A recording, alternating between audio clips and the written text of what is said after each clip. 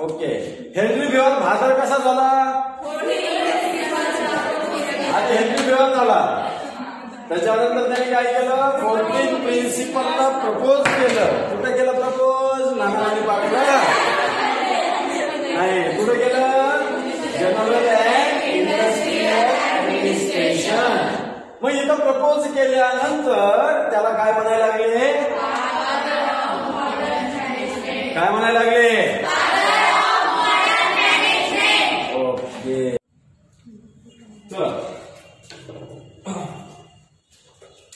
Organisation of commerce and management हा topic आपण चालू केला. त्याच्यामध्ये पहिली थिअरी पाहिली होती 4th पेज पर्यंत. आपण डायरेक्ट 5th पेजवर या. हेनरी बेहॉल्स ऍडमिनिस्ट्रेटिव्ह थिअरी ऑफ मॅनेजमेंट हा टॉपिक आज चालू करायचा. कोण? हेनरी बेहॉल्स. FW टेलर वेगळा आणि हेनरी बेहॉल वेगळा. काही जणांचं काय होतं, याचं तिकडं त्याचं इकडं, असं करायचं नाही, गडबडायचं नाही. ओके. तर हेनरी बेहॉल्स ऍडमिनिस्ट्रेटिव्ह थिअरी ऑफ मॅनेजमेंट म्हणजे काय? याने 14 प्रिन्सिपल मांडले. हेनरी बेहॉलला कशामुळे लक्षात ठेवायचे? यांनी 14 प्रिन्सिपल मांडले होते. ओके. हेनरी बेहॉल त्याचा पिरियड बा कधीपासून आहे? 1841 ते 1925 पर्यंत याचा पिरियड आहे. कोणाचा? हेनरी बेहॉल. ओके.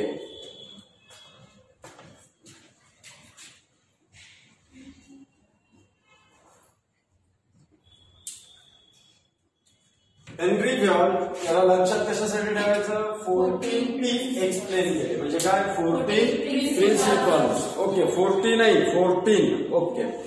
आता याची कहाणी म्हणजे आपण जे म्हणतो ना की काय तुमचा आतापर्यंतचा अनुभव, तुम्हाला जर विचारलं तर तुम्ही म्हणता मी पहिलीला एवढे मार्क घेत होते, 5वीला गेले, थोडेसे बिघडले आणि मग माझे मार्क कमी झाले थोडेसे, पण परत मी 8वीला चांगले अभ्यास केले आणि मग तिथून परत माझे मार्क सुधारले.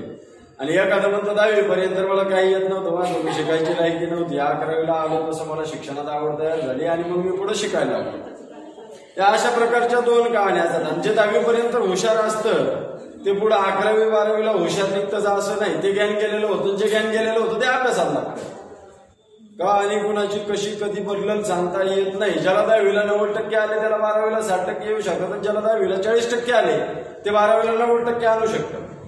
फक्त तुम्ही जे कष्ट करण्याची सवय असते कदाचित ती बदलली तर कसं आहे, 10वी पर्यंत ते 10वीच्या मार्किंग वरती हवेत असतात. मी 90, 12वी 60 गप बसतं, त्याचं जास्त चलत नाही. म्हणून कष्ट करायचं सोडायचं नाही. 12वीला 62% आले का मला एवढे, तुम्ही तिथून अभ्यास सोडून देता. अभ्यास सोडायचा नाही. 12वी नंतर पण कंटिन्युअस अभ्यास चालू ठेवायचा. जे सुट्ट्या लागतील तुम्हाला त्यावेळेस पण तुम्हाला अभ्यास चालू ठेवावा लागेल. आणि ग्रॅज्युएशन बेसवर डिपेंडंट राहू नका. ग्रॅज्युएशनची स्टडी खूप अवघड असते, जी तुम्ही 4 तासामध्ये एका पेपरला सॉल्व्ह करू शकतात. म्हणजे 4 तास एका पेपरला जर स्टडीसाठी दिले मन लावून तर सफिशियंट टायमिंग आहे तेवढा. आता तशी हेनरी बेहॉलची पण कहाणी आहे. हा आधी मॅनेजर होता. कोण होता? मॅनेजर आहे तो. आज मॅनेजर होता. बरं, मॅनेजर म्हणजे माहिती ना तुम्हाला काय असतं? ती मॅनेजर होता. मॅनेजर असताना जी एकदम बकवास कंपनी, डबघाईला आलेली कंपनी. कोणती कंपनी? डबघाईला जी कंपनी येऊ लागली त्या कंपनीमध्ये त्यांनी काही त्याचे तत्व वापरले. पहा, ज्याला तत्व आहे त्याला महत्व आहे. जो तत्वाला धरून चालतो त्याला महत्व राहतच. डॉक्टर बाबासाहेब आंबेडकर, छत्रपती शिवाजी महाराज, लोकमान्य टिळक, फुले, शाहू महाराज यांना आपण का ओळखतो? यांच्याकडे तत्व होते. ज्याचे त्याचे तत्व वेगळे होते. ज्याचं त्याचं तत्व, तो तत्वनिष्ठ असलेला माणूस कधीच कमी पडत नाही.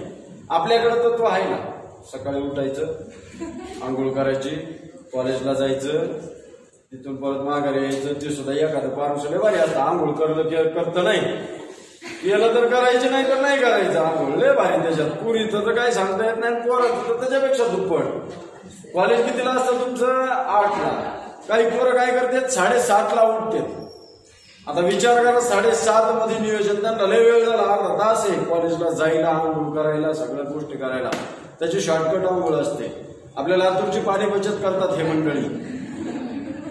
20 लिटर पाणी वाचवतात जवळ या घ्यायच्या. ती झाली, इकडून ओवळलं की झालं त्याच्यावर.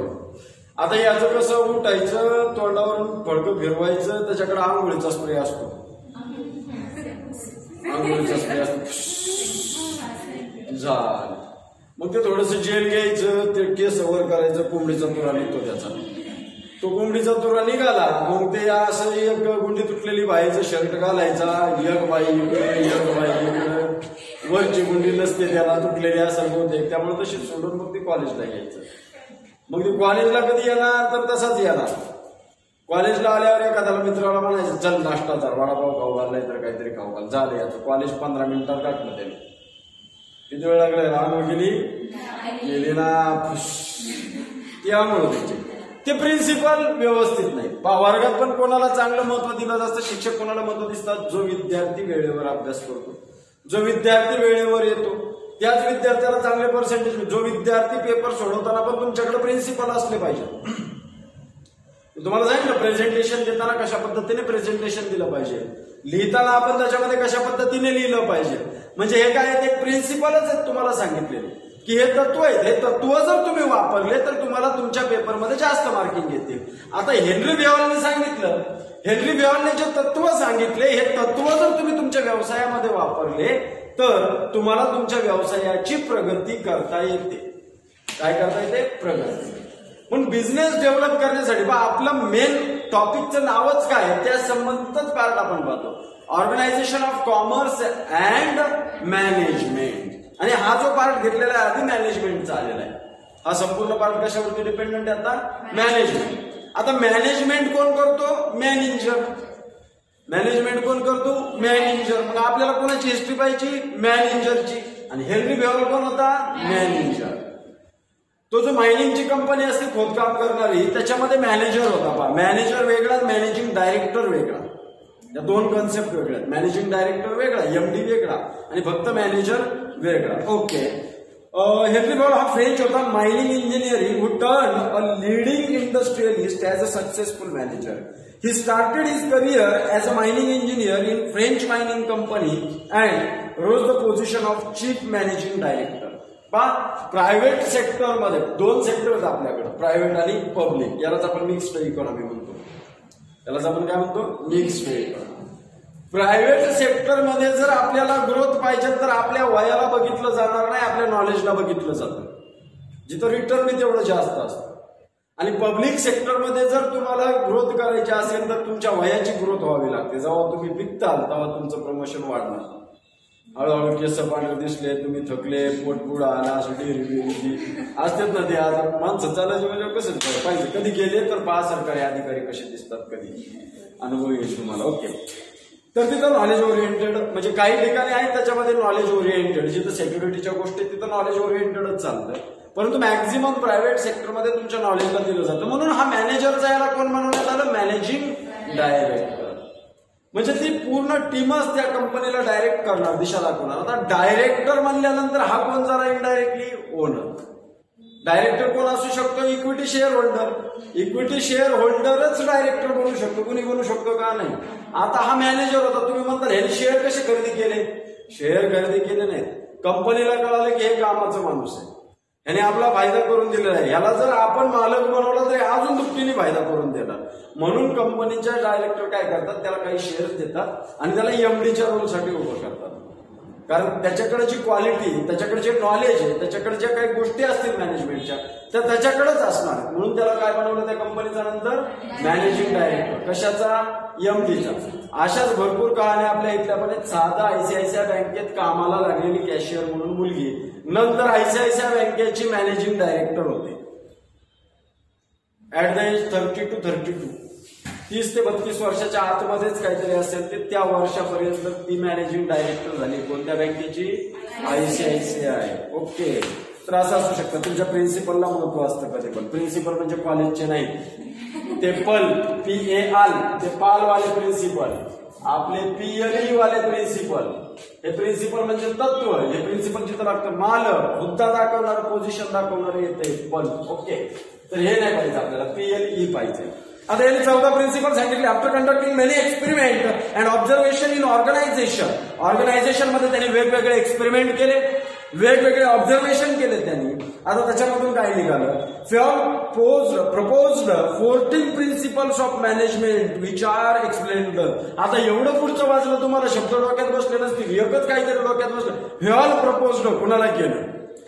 त्यांनी तसं नाही केलं. फ्युअलनी प्रपोज केले म्हणजे त्यांनी 14 प्रिन्सिपल नवीन मार्केटमध्ये आणले. त्यांनी किती प्रिन्सिपल आणले? 14 प्रिन्सिपल. आता हा शब्द वापरायला आपल्याला हरकत नाही. Fuel proposed 14 new principles. Okay. 14 principles of management which are explained in his famous book general and industrial administration. कोणत्या बुक मध्ये त्यांनी सांगितलं ते? General and industrial administration. Admin म्हणजे कोण? दिशादर्शक, जो सगळ्यांना मार्गदर्शन करत असतो. मार्गदर्शक, दिशादर्शक आपण म्हणू शकतो. वाट दाखवणारा, ना की वाट लावणारा. ऍडमिनिस्ट्रेशनच्या डिपार्टमेंटला हेल्पफुल ठरतील असे 14 प्रिन्सिपल त्यांनी कोणत्या याच्यामध्ये मांडलं? बुकमध्ये जनरल अँड इंडस्ट्रियल ऍडमिनिस्ट्रेशन. कोणाचं पुस्तक होतं हे? कोणाचं पुस्तक होतं? काय होतं पुस्तकाचं नाव? किती प्रिन्सिपल सांगितले यांनी? 14 प्रिन्सिपल काय केले? प्रपोज केले. काय केले? प्रपोज. ओके. पुढे पहा, भाषा सोपी आहे, फक्त समजली पाहिजे आपल्याला शब्द त्याच्यातले, है का नाही? Okay. Due to his contribution in development of managerial thoughts. Managerial thoughts मध्ये यांनी डेव्हलपमेंट केल्यामुळे काय झालं? He is called as a father of modern management. बाप म्हणायला लागले याला. कशाचा? मॉडर्न. हेनरी फ्युअल बाप झाला. कधी? 14 प्रिन्सिपलला प्रपोज केल्यानंतर. चुकीचं काय सांग? तुम्ही विचार वेगळे करतात, ते तुमचा विचार, तुमचा गैरसमज. मी काय म्हणतो? हेनरी फ्युअलनी 14 प्रिन्सिपलला प्रपोज केल्यानंतर तो कोण झाला? फादर झाला. Father of modern management. MM. Father of MM झाला. ओके. हेनरी फ्युअल फादर कसा झाला? आणि हेनरी फ्युअल झाला. त्याच्यानंतर त्यांनी काय केलं? 14 प्रिन्सिपलला प्रपोज केलं. कुठे केलं प्रपोज? लहान पाकला नाही. कुठे केलं? General and industrial administration. मग इथं प्रपोज केल्यानंतर त्याला काय म्हणायला लागले? काय म्हणायला लागले? Okay. Fuel suggested 14 principles of management. These statements serve as guidelines for decision making and management action. हे प्रिन्सिपल कशासाठी यायला लागले? डिसिजन मेकिंग, निर्णय घेण्यासाठी. आपण एवढे बावळटे, आपण विचार करत नाही कुठला बी निर्णय घेताना. मी आपण म्हणलो तुमच्या सहित मी पण आलो. मी जर प्रिन्सिपल मॅनेजमेंट फॉलो केलं असतं तर लग्न केलं असतं नाही. बघा. ओके. अजून 2 वर्ष थांबलो असतो. ओके. त्यालाच गोष्टी आता जे लिहिलेले ते होते त्या आयुष्यात काय सगळं काय म्हणते ती सटवा येऊन घेऊन जाते म्हणतात ना. ती माझं लिहिले पण अक्षर दिसणार. ब्लॅक पेन पुरी मॅच झाले ते. Okay. 14 principles are summarised as follows. Okay. 14 principle खालील प्रकारे दिलेले आहेत. आता हे पाहूयात प्रिन्सिपल मॅनेजमेंट. हे फादर कसा झाला हे सांग. आता हे सांगायचं राहते का? ओके. समजलं ना फादर कसा झाला ते. आता त्याचे ते 14 जणांचे नावं बघ. काय आहे 14 जणींचे नावं? 14P चे नावं. काय पाहिजे आपल्याला? 14P. थोडक्यात लक्षात ठेवण्यासाठी 15-14 बायका कोणाला होत्या? हेनरी फ्युअलला. किती बायका होत्या हेनरी फ्युअलला? 14. ओके. आता लक्षात बस, ही सरणार नाही. हेनरी फ्युअल म्हणला की याला 14 आणि FW टेलरला किती होत्या मग?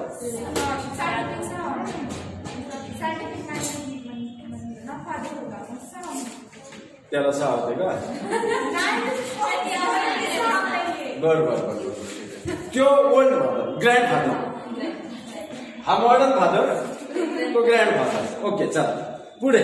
आता पहिल्या बायकोचं नाव त्याचं बघूया. Principle of division of. आता 14 जणी आल्यामुळे डिव्हिजन ऑफ वर्क झालं का नाही? Principle of division of work. Okay. स्वभाव म्हणून आता ती ही होतं पहिल्या बायकोचं नाव. काय होतं पहिल्या बायकोचं नाव? Principle of division of work. Okay. 14P बघायच्यात म्हणलं सुरुवात कशापासून? पीनी. सुरुवात कशाने करायची? पीने करायची सुरुवात. ओके. पिऊन नाही, पीने सुरुवात करायची. ही होती पहिली पी. कुणाची? कुठं होती? मग हा 14 जणीला घेऊन आल्यावर कोण झाला? कोण झाला? Father of modern. दुसरी पी कोण? आता बायको आली, कामाची विभागणी होती. बायको आल्यावर काय होतं? कामाची विभागणी. धुनी भांडी जे काय असेल, झाडू स्वयंपाक हे सगळं तुम्ही बघायचं. मी मालिका बघायच्या. सासरी कभी भोवती, ती सहकुटुंब सहपरिवार, ती हिने काळी केली तिने काळी केली एवढी पिढी असते. हिने काळी केली तिने पिढी वाढली. बरोबर. ओके. हे असं डिव्हिजन ऑफ वर्क करून द्यायचं. आता 2 प्रकारचे असतात. नॉर्मली पाहिलं गेलं हा झाला ज्येष्ठ विषय. आपल्या घरामध्ये पण डिव्हिजन ऑफ वर्क असतं. बरोबर. फादरकडं काम करून पैसा आणण्याचं काम असतं. मदरकडे आलेल्या पैशाची विल्हेवाट लावायचं काम असतं. तुमच्याकडे कोणतं डिपार्टमेंट असतं? तुमच्याकडे ट्रान्सपोर्टेशन डिपार्टमेंट असतं. तुमच्याकडे कोणतं डिपार्टमेंट असतं? ट्रान्सपोर्टेशन. दूध पुढं आणायचं आहे, पळ. पप्पा म्हणले काय पळ. मम्मी म्हणलेलं अद्रक संपलं, कोथिंबीर संपली, पळ. 5 रुपयाची 2 रुपयाची एवढ्यापर्यंतच दिलं तुमचं. बाजार तुम्हाला आणायला लावत नाही. तेवढेच येते तरी तुम्ही एवढे चंद्र 5 रुपयाची वस्तू पुढे 4 रुपयाला मिळते, तिथं 2 रुपया करताच तरी पण तुमची सवय माहिती नाही का? ओके. असे मॅनेजमेंट तुम्ही मॅनेजमेंट गुरु. ओके चला ठीक आहे. ही होती पहिली पी. पहिल्या पी मध्ये डिव्हिजन ऑफ वर्क केलं, ज्याला जे जमते ते. आता तुम्हाला स्वयंपाक बनत नाही आणि तुम्हाला स्वयंपाक करायला लावला, सगळ्याची पोटं दुखून दुसऱ्या दिवशी बाथरूम जाम व्हायचं नाही. जमतो का तुम्हाला स्वयंपाक? नाही जमत. लाज आवडत नाही ना अजून हाय करताना. स्वतः पुरता तरी वेळा भाई किती जणांना जमतं? 2 जमतो म्हणून. उद्या एक तुम्हाला थोडीच माझ्या बायकोला एक माझ्यासारखा नवरा मिळाला, स्वयंपाक करता येतो मला म्हणून ठीक आहे. तुम्हाला नाही मिळाली तसं तर काय करणार? उद्याशी बसणार का? शिकून घ्या. चपाती भाजी घाली, चपाती वाली तोंडाचे चेपती भाजी घाते. पुढची बायको आहे, याची अथॉरिटी अँड रिस्पॉन्सिबिलिटी. बायको आली की अथॉरिटी बी वाढते आणि रिस्पॉन्सिबिलिटी बी वाढते. काम विभागलं, बायको आल्यामुळे माणसाची वाट कशी लागते. जो माणूस सकाळी 10 पर्यंत झोपत असेल, सकाळच्या उठल्यानंतर हातरून पांघरून उचलत नसेल, बायको आल्यानंतर स्वतःहून हातरून पांघरुणाच्या घड्या घालून स्वतःचा टावेल स्वतः घेऊन जाऊन तिथं बसून आंघोळ करून परत येऊन झालीच एवढी रिस्पॉन्सिबिलिटी उचलतो, सगळे कपडे आपले आपले धुवून टाकतो येतात तिथं. डिव्हिजन ऑफ वर्क लग्न झाल्यामुळे. बरं आता तेवढंच झालं का? त्याला अथॉरिटी पण आली. असं कर तसं कर, पाणी दे डबा दे, ही पण रिस्पॉन्सिबिलिटी पण आली. चल दवाखान्यात. ओके. पाणीपुरी खायची, चल पाणीपुरीच्या गाड्यावर. पिक्चरला जायचं, चल पिक्चरला. म्हणजे अथॉरिटी पण आली आणि रिस्पॉन्सिबिलिटी पण आली. ही दुसरी बायको आली. पहिली बायको कोण आली? Division of work. दुसरी बायको कोण आली?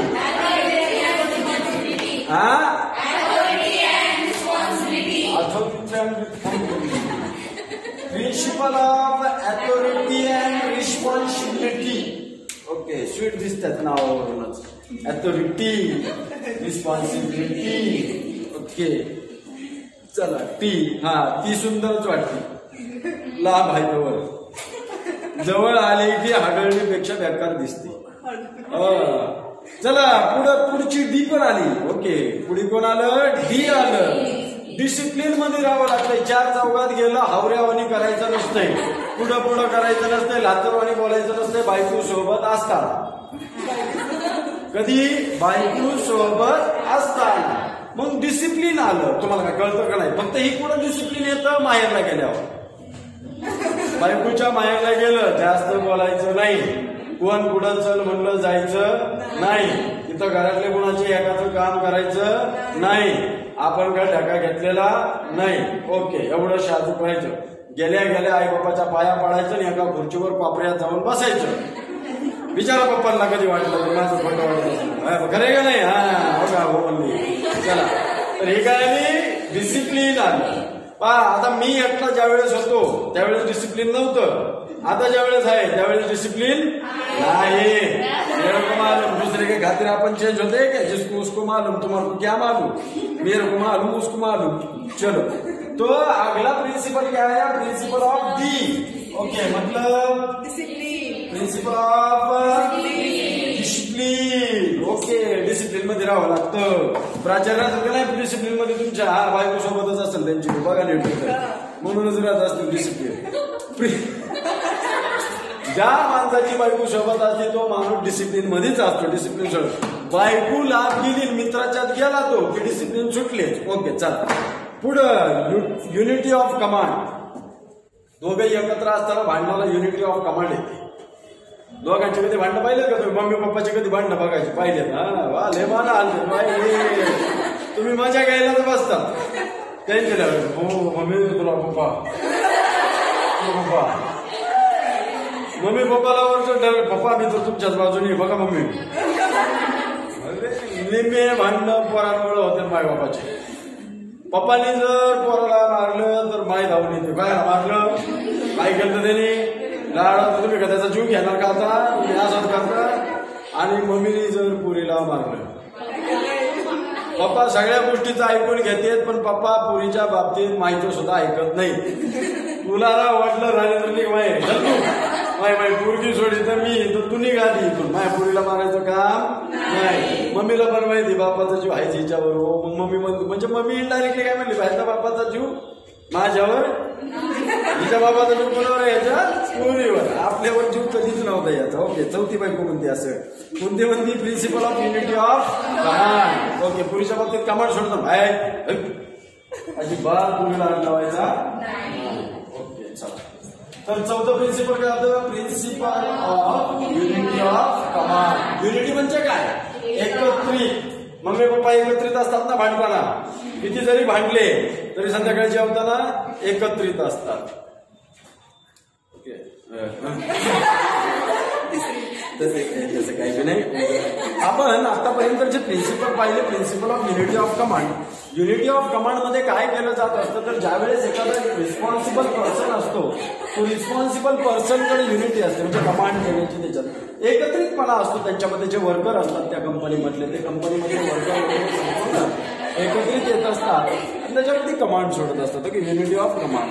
पुढे युनिटी म्हणजे एकत्रितपणा। युनिटी ऑफ डायरेक्शन, जी दिशा दाखवली जाते, चांगल्या प्रकारची दिशा कंपनीला दाखवण्याचं काम याच्यामध्ये हे मॅनेजिंग डायरेक्टर किंवा मॅनेजर करत असतात।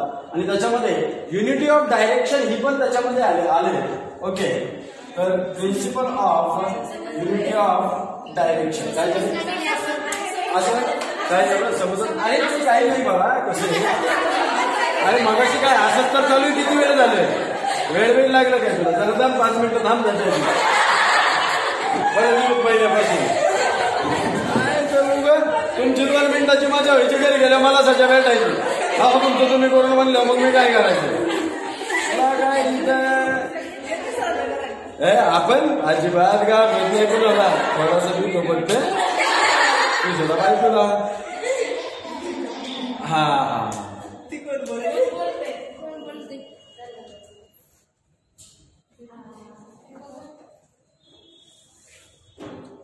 Principal of unity of direction. Direction माहिती आहे ना? दिशा, म्हणजे प्रगती पथाच्या दिशेला दाखवणे। ओके, त्याला ही नाही तिकडे जायचं नसतंय, गप घरात बसायचं असतंय, ही प्रगतीचे लक्षणं नाही त्या गोष्टी खायच्या नसते, ही प्रगतीचे लक्षणं नाही। आता ही का म्हणते मम्मी पण पहा किती, आता आपण ती शब्द नाही वापरू शकत, मम्मी किती चॅप्टर असते पहा। पप्पा जर कोणाची करत असतील ते सगळ्याचेच करतील असं नाही, पप्पा जर डी करत असतील बरोबर, दाढी मेरे को समजा बस। पप्पा जर हे करत असतील ह्याच्यावरची कॉस्ट कशी आहे? आय, बरोबर। पप्पा जर हा अनुभव आहे, पप्पा जर सुपारी खात असतील पण याची कॉस्ट 20 रुपये अशा 200 रुपये, याची ती कशी आहे? हाय, मम्मीला जर कळलं पप्पाने 2 पिटी गोष्ट केली, मम्मीची बडबड बडबड बडबड बडबड बडबड बडबड बडबड चालू होती. आणि जर पप्पानी टोबॅको खाल्ली, काही नाही हो, सवय जात नाही त्यांची. तंबाखू 10 रुपये, चुना 2 रुपयाचा, ते सुद्धा 3-4 आठवडे चालतो, म्हणजे महिना पकडा. 12 रुपयाचा दिवसाला काही नाही, सवय त्यांना जमतात. ते सकाळी उठल्या लागते त्यांना, त्याच्याशिवाय जाता येत नाही. मम्मीच्या आजोबा झाले नाही, त्यांना जाताच येत नाही. आता ज्याची त्याचा प्रश्न राहिला, झागायची गरज आहे का? मग इथं मम्मी काय म्हणणार नाही, कुठं इथून घालते. वाटलं तर कोणाची पप्पा करतात विचारा, पप्पा मम्मी कुठं तुम्हाला बडबड करते, इथं बडबड करते का नाही? हो. का बडबड करते मी कारण सांगते म्हणायचं, आमच्या मास्तरनी समजवलं म्हणायचं आम्हाला, मम्मी म्हणून बडबड करते, ही बघा इकडं. म्हणून तर पप्पाला म्हणायचं, तुम्ही एक जर घेतली ना तर 10 पाणीपुरी मम्मीला फक्त आणून द्या, 5 मला 5 मम्मीला. मम्मी खुश. ओके, मम्मी कशी खुश. आणि मम्मीला तुम्हाला जेवढं वाटत असेल मम्मीला हुशार, मम्मीच्या 10 पावलं पप्पा पुढे असतील, पण पप्पा कधी दाखवत नाहीत, गर्व करत नाहीत. पप्पाला विचार, पप्पा खरंच तुम्ही मम्मीला चंदन लावता का? पप्पा लय पैसे देत मम्मीला. पप्पाला मम्मीला कळत नाही फक्त. म्हणून तर याला किती झाल्या? 14 बायका. आपण का घेतो का? चला, पहिली बायको बोलत द्यायची प्रिन्सिपल ऑफ डिव्हिजन ऑफ, दुसरी बायको प्रिन्सिपल ऑफ गडबड करून ठेवा ते, तिसरी बायको प्रिन्सिपल ऑफ, चौथी बायको प्रिन्सिपल ऑफ कमाल. बायका आल्यामुळे झगडी वाट लागते. 5वी principle of shall be one of the principle of subordination of individual interest to organization interest. आता पहा हे इंटरेस्टेड म्हणजे principle of subordination of individual interest to organizational interest. बाळा मला सांगा, तुम्ही आता स्वतःचा विचार करता का दुसऱ्याचा? स्वतःचा. आम्ही तू कुणाचा विचार करतो? स्वतःचा. कुणाला काय वाटेल याचं देणं गेलंय का तुम्हाला? नाही. तुम्हाला खेळ वाटलं तुम्ही खेळता. अजून किती वर्ष? 4 वर्ष. माझं मी लग्न व्हायच्या अगोदर मी असाच होतो. मी फक्त कोणाचा विचार करायचो? माझा. आता मला कोणाचा विचार करावा लागतो? माझा मायबाप, माझा भाऊ, माझा सासू, माझे सासरे, माझा मेवणा, माझी मेवणी, ते कोण असतील, तुलाच सासरा, तुलाच सासू, याचा विचार करावा लागतो. कुठल्या गावात गेलं? बायको ते सोडून. बायकोचा विचार करायची गरज आहे का? ती फिट डोक्यात बसेल असते, तू बायको म्हणत ती जाता जात नाही. ओके, किती जरी मेमरी एखादी सेट झाली, एखाद्याची यादाच जरी गेली, ती बघून म्हणून खरंच माझी यादाच गेली. त्याला तर माहिती एकट्याला यादाच गेलेलं होतं, हे बायकोच आहे, पण त्याला आठवायचंच नाही. ओके, असतेच काय काय करून आठवणी शिवली लागते माणसाने आयुष्यभर. ओके, तर पहिला विचार कोणाचा? एकट्याचा. लग्न झाल्यावर विचार कोणाचा? सगळ्याचा. लग्नाच्या आधीपासूनचा विचार चालू होतो. ते एखादं फुले हा मेळा कोणाच्या बापाला भेद म्हणणार, स्वतःच्या बापाला नाही भेद, नंतर लग्नाच्या टायमिंगला सगळ्यांना भेटते. नको नको किती येणार नाही. अवघड झालंय आता. जे रेट का झालेला आहे दोघांमधला, तो कमी. मुलींची संख्या आधीच कमी. आधीच काहींना संन्यास कंपल्सरी घ्यावा लागतो. 50-55 जण संन्याशी निघायला लागलेले. त्याच्यातून अजून कमी म्हणल्या. म्हणून तर ती सरकारने टेन्शन घेतलं, अवघड व्हायचं म्हणून सेक्शन 377 आणलं.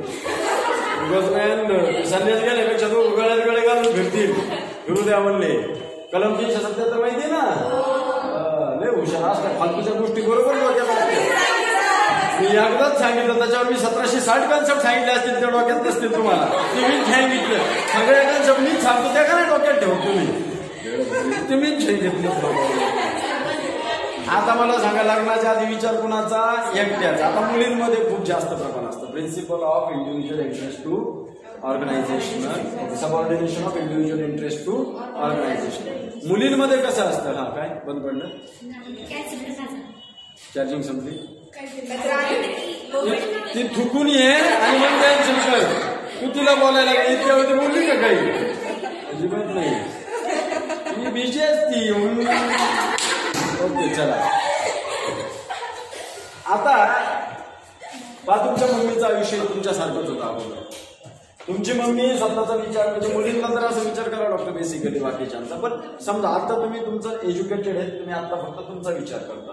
मला पुढे आयुष्यात असं करायचं, मला पुढे आयुष्यात तसं करायचं, मला पुढे आयुष्यामध्ये मी एवढी मोठी होणार, तेवढी मोठी होणार ना पाहिजे. तू जर नाही शिकली, तू एवढी मोठी होणार, तुझं लग्न होणार.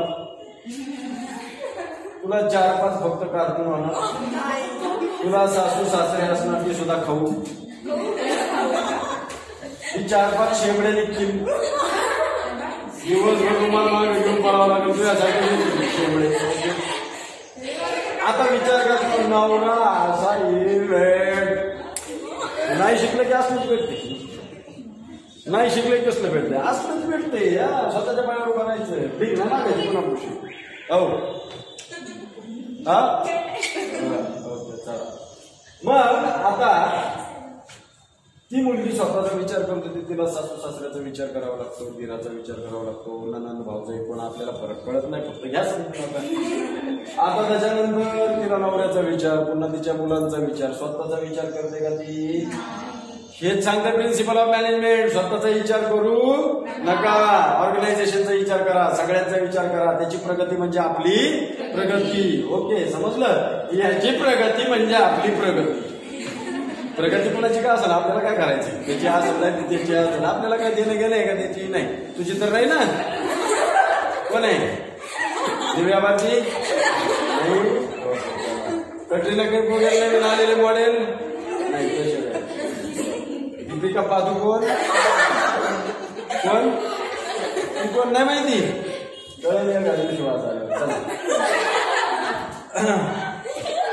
हे समजलं? कोणतं प्रिन्सिपल पाहिलं?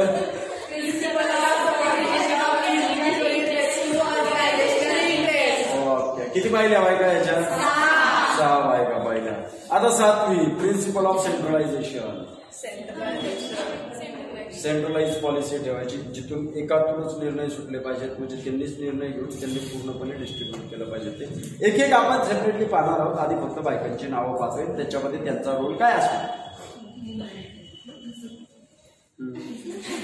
असं राहायचं. भूक लागली, तोंड वर करायचं ना, आऊ.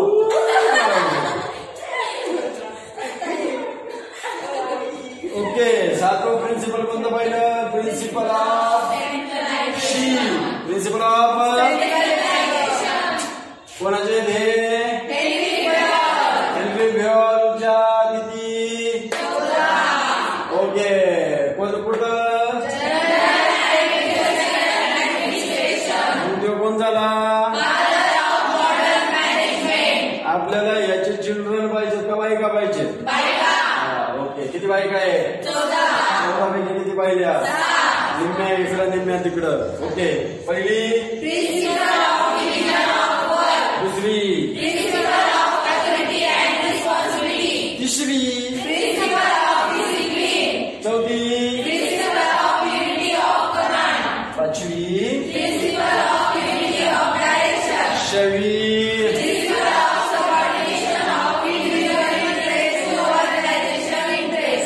मम्मी पप्पांचा इंडिव्हिज्युअल इंटरेस्ट काहीच राहिलेला नाही. माझ्या पोराला शिकवायचं, माझ्या पोरीला शिकवायचं, पप्पाचं लग्न करायचं, पप्पाला कुठे आणायची, त्या पप्पीला 2 लेकरं झाले, घालून इंडिव्हिज्युअल इंटरेस्ट टू ऑर्गनायझेशन. पुढे principle of centralisation. Okay, remaining part will look in tomorrow's lecture. Okay, bye.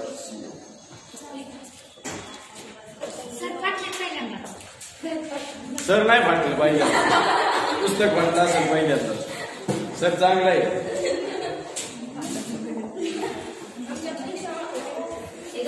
हा, तुझ्या परीक्षा काय?